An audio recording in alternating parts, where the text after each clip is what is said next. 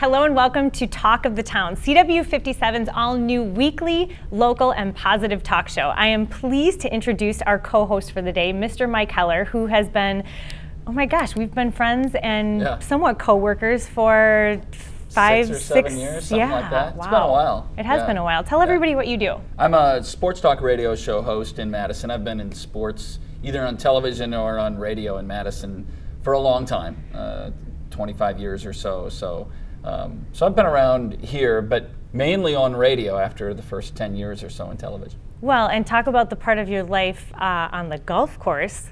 Yeah, I also was a Class A golf professional, so I was a golf teacher and a club professional for a few years, and yeah, I've had kind of a wide varying. I've been involved with Wisconsin athletics for a long time, doing Wisconsin women's basketball on radio for 9 years. Before that, Badger hockey on public television, Badger football on public television. So yeah, I've been around the block a few times. He's here been where around Wisconsin the block in a very good way. We're glad to have him here. It's really exciting for me to start this because we had this idea of starting a show on the CW for a long time, and it kind of came to fruition with you. And so I actually want to show a couple clips of some work we've done in the past, just to kind of bring back some memories. This is something that I wasn't told about. Culver's Camp Randall. Oh, do you remember this? That, And I think they're still playing Camp the Super Randall Bowl Classic. this week, and we'll talk about that. That's tomorrow on Madison I wasn't CW. expecting that right there. That's good stuff. stuff. Let's slow it down. Yep, boom. Yes. That is a good memory. Yeah, right that's there. a great shot. Thanks for keeping that up as long as. If I'm not mistaken, you threw the first snowball. I did. And it was kind of weak. I did, and although that's a little bit embarrassing for me, now we're going to take a look at another clip that is just a little bit more embarrassing for Mike. Let's take a look. I lost some really stupid bet that I didn't even want to make. Bad bet. Horse collared into it. There was a penalty. Should have been. I lost the bet. I am supposed to wear women's clothing. Can I just do this? I don't know. Does it bring out my skin? Is this too low cut? I'm wondering. That's my only concern. How did my butt look? Last and final dress. The final look Oh, here. I like the detail at the bottom. Oh, so do I. It's my favorite. The color looks great with your eyes. This might be Brings one out of the my eye color? favorites. Yeah. This is what happens when you make a stupid bet. I would not have agreed to be here had I been informed that that's where we were I didn't going. think so, which is why I didn't tell you that. But the best part about that is you guys kept that dress in the studio for how long? Oh, like I don't 2 know. years. Yeah. And Phil Dawson, actually, who I do an afternoon show with, he wore it because he lost a bet, as I did. I don't know how I lost the bet, but he lost one. He had to wear it too. I love it. I love it. Only a real man could put a dress on like that. Looking back, I actually wish I would have chose the leopard dress. You should have. I thought that was more my color. Yeah. Later in the show, we're going to actually have on a personal stylist, so we'll have to ask her. Maybe we'll replay that clip and we'll ask her. She would have been much better than I would. Not a good idea. But in lieu of the new year, we're talking about some great things. We're going to have on a personal trainer and a personal wellness coach, and she's going to kind of tell us tips for the new year, looking good and feeling good. We'll have somebody in from the American Red Cross talking about National Blood Donor Month, and also a pharmacist from the medicine shop in Monona. Now, do you give blood regularly? I have not, but I probably should. I know. They're down. I could have lied. I could have lied. We appreciate your honesty. Well, they're going to convince us to probably go back in. Good. So all that is coming up on the show. There's more Talk of the Town right after this. Welcome back to the show. We're happy to have with us a personal stylist from Madison, Crystal Marks. And you know, this time of year, everybody wants to look their best. They want to feel their best. Now, so for some people that might not know, what does a personal stylist do? Absolutely. A personal stylist is basically somebody that holds your hand, goes into your closet, helps you decide what's good for you, what's not good for you, and what to look for in the future, and kind of how to utilize those items really efficiently throughout your lifestyle. Well, and the thing is you can see things in your closet, you can see things on other people and say, wow, I like that. But maybe you get it on yourself and it doesn't look quite right. What's the biggest question that you get asked from your clients? The biggest question that I get asked is, I think the question we all ask, what should I wear? And that means a lot of different things. What should I wear on the weekend? What should I wear out with the ladies for a cocktail? What should I wear to work? But I think there's a root question that we need to ask before we even get there that I usually run through with my clients, and that's, well, what's your body shape? because that will determine what we choose for those events. And it'll kind of blacklist a lot of items that maybe you shouldn't be choosing and really illuminate items you should be picking. This is a great topic for Mike because, Why is you know, that? do you know your body shape? There's so many different body shapes. Guy, man, body shape. Where did you go there? What about this time of year? I mean, how does it change? You know, we're brutally cold, but how does it change in the winter to the spring to the summer and fall? Absolutely, absolutely. I think one of the best tips that I share with my clients is that you can utilize both wardrobes all year because layering is a really great way to accentuate your best features. So if you have a great dress that you love for summer and spring, go ahead and layer it with leggings, put boots with it, wear jackets. So layering is kind of, I think, the trick if you're wearing cooler weather. So that was a good question. That's a great question. You didn't even have that planned. All right, now one of the things is let's talk about just a couple of the different body shapes. Now you've worked with me in the past and you've been a really big help because I try to look like I have it all together, but really I don't. And you were a super big help. Let's talk about what my body shape is and how that compares to the rest of the women out there. Sounds great. Well, Emmy, we determined when we got together that your body shape is primarily an hourglass secondary pair. So we have to keep both of those. Which is not a breakfast food. It's not a breakfast food. No, Okay. yeah. Do you All need right, me to I'm break just that down? curious. Okay, so the reason Emmy is an hourglass is because her shoulders are very proportionate to her hip width.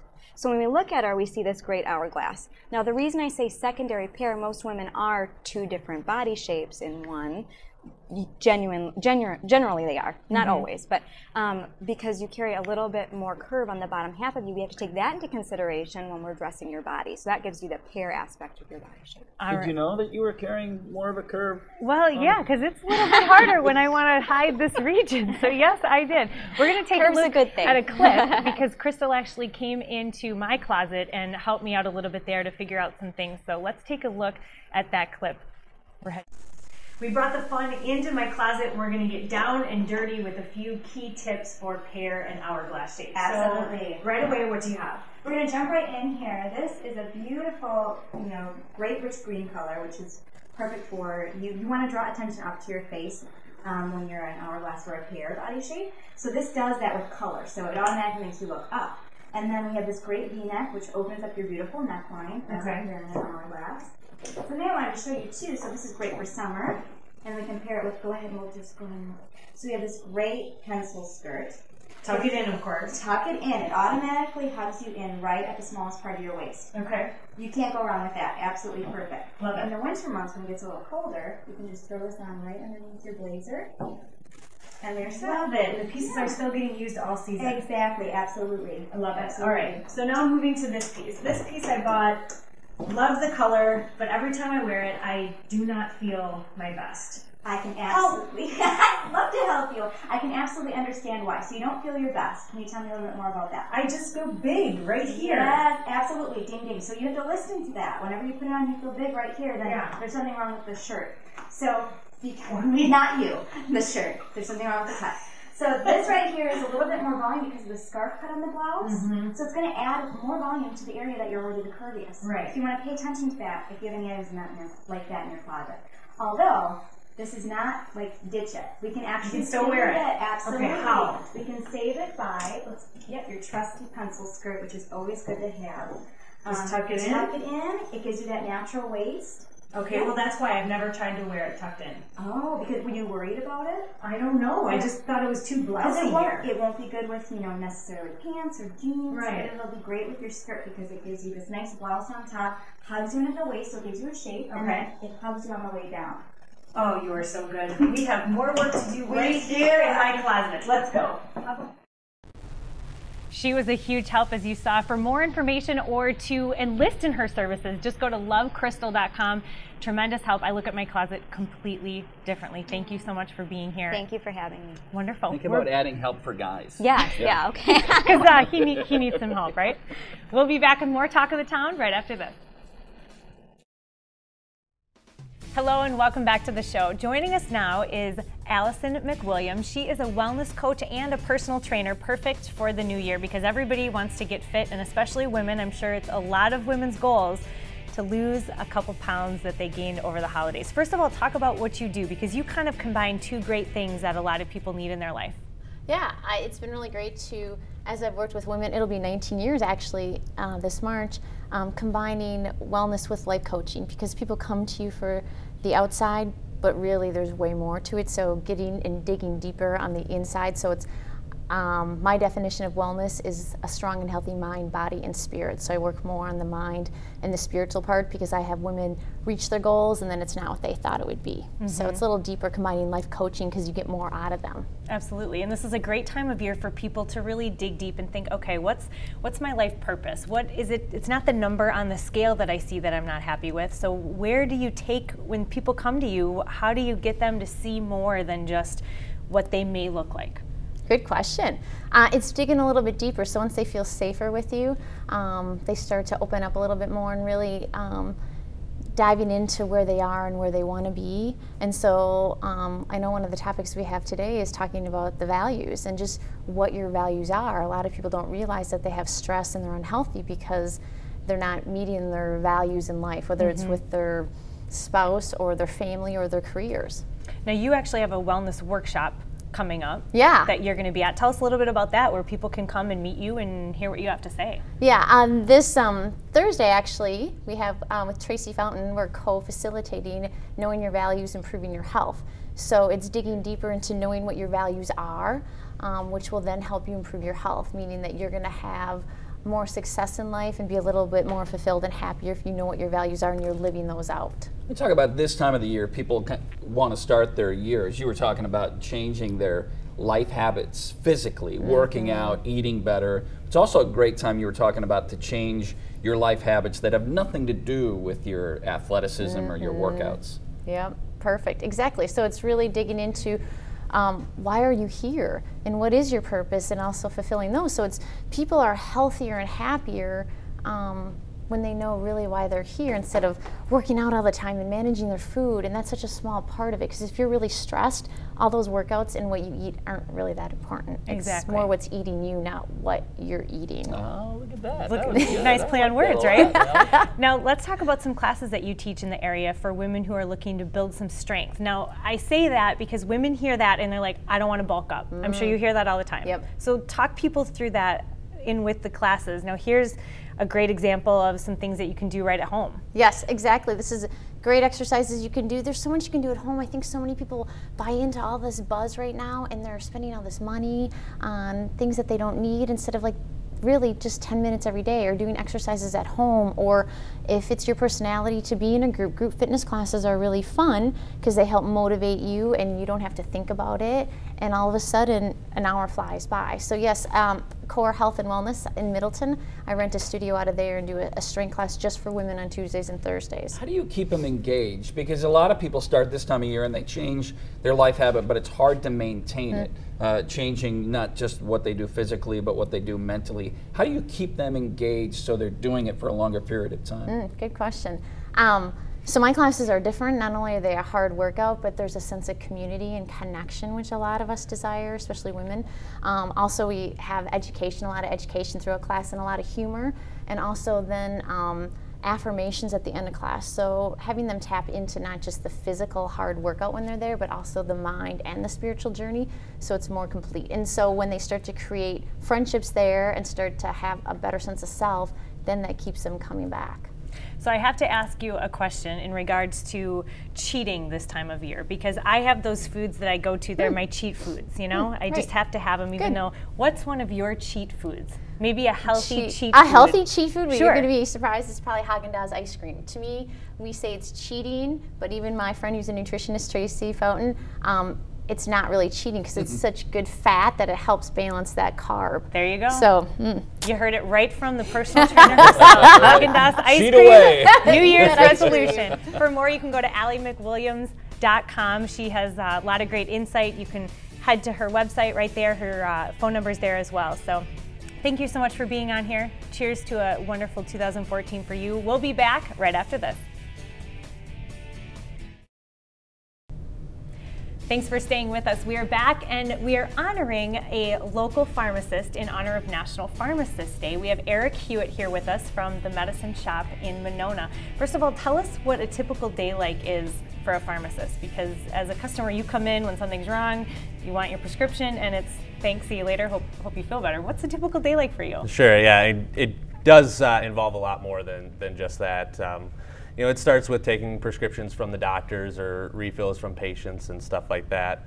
You know, when we get them in, you know, it's not just, okay, just copy some information down, enter it into the system, fill it, you know, count out to 30 or whatever the case is, and put them in a vial, and there you go. You know, making sure we're looking at other medications that you may be on, allergies that you may be having, make sure that the medication is appropriate for you based on those things and just based on other disease states that you may have and things like that. So that's the first thing, you know, that we'll do. Then we make sure that when my technician counts it out that it is correct. And again, do a second check to make sure everything is appropriate for the patient.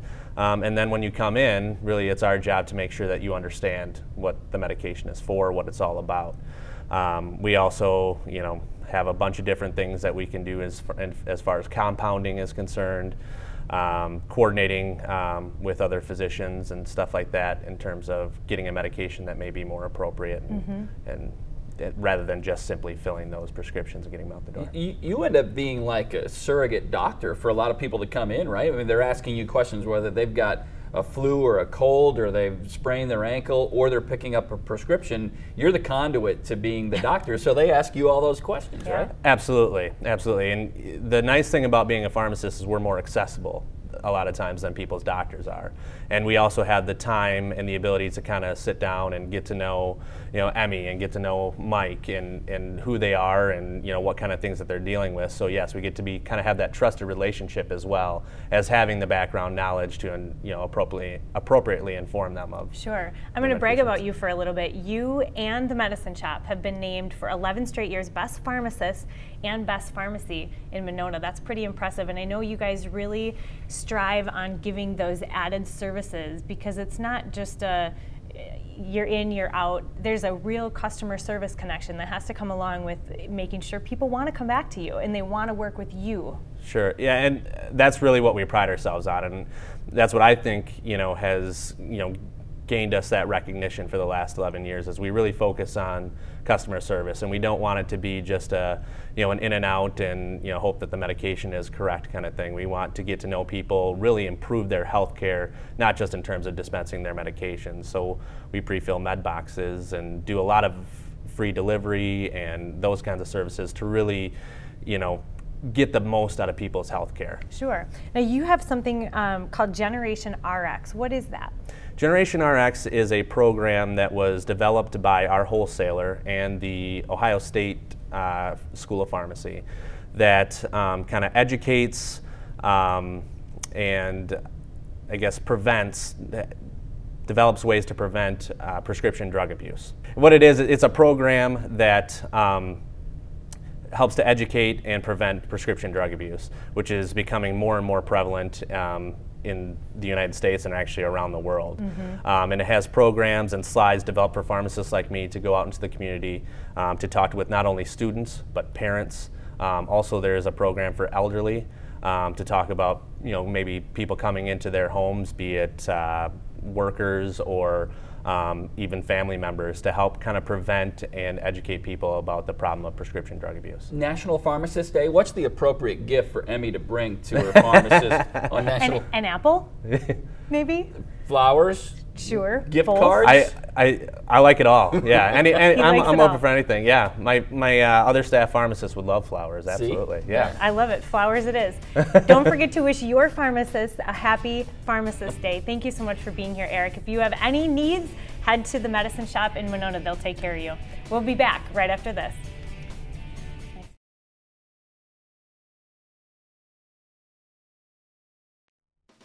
Welcome back to Talk of the Town. With January being National Blood Donor Month, we are excited to have Mr. Tom Mooney with us here from the American Red Cross. And first of all, tell us why January is such an important month for people to give blood. Well, certainly at this time of year, it's cold. You have the weather-related situations where people aren't necessarily getting out and giving blood. We really need about 600 blood drives done a year.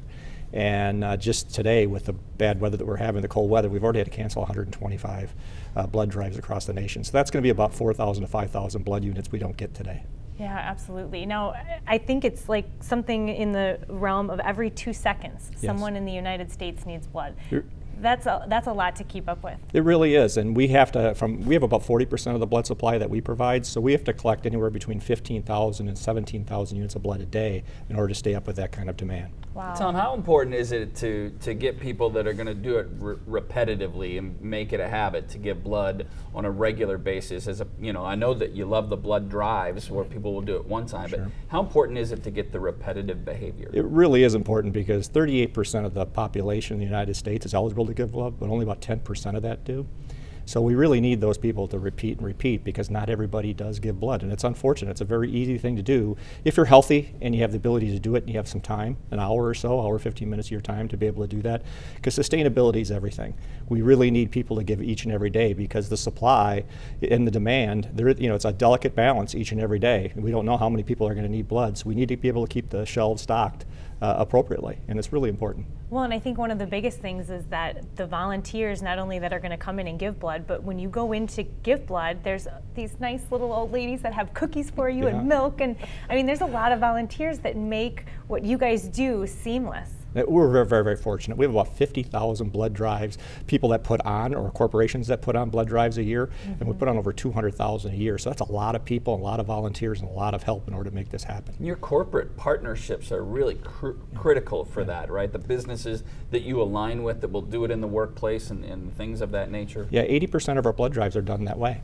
Wow. Only 20% are done in our offices. So that's how critical that is. Yeah. Let's just talk about the easy way that you can find out what your blood type is. I know a lot of people say, I don't know, do they need it? O is universal, but maybe they don't need my A blood.